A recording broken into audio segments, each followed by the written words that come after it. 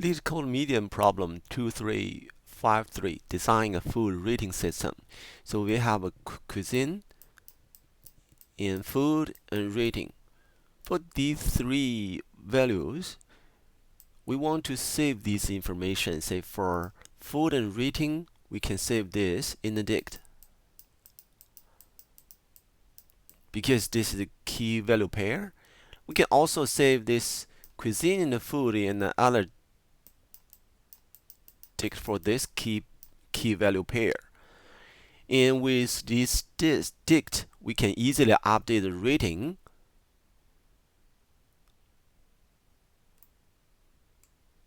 when it is needed. But how can we find out a maximum rating of a food? So for this cuisine, we can, if we save all the food in the list, say F. So if there's a list of food for this cuisine, and we want to find out a maximum number of this list, this is gonna be a heap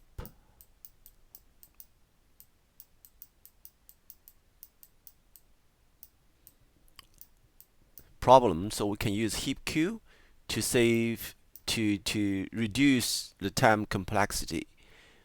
While at the same time, the issue is heap Q is good at push and pop out of the a element, but it's not efficient for updating a random element. So or either update or remove, it would not be efficient for heap queue. So here we're gonna use another method,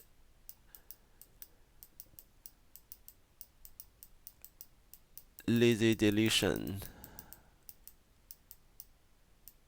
to make it efficient to update this list.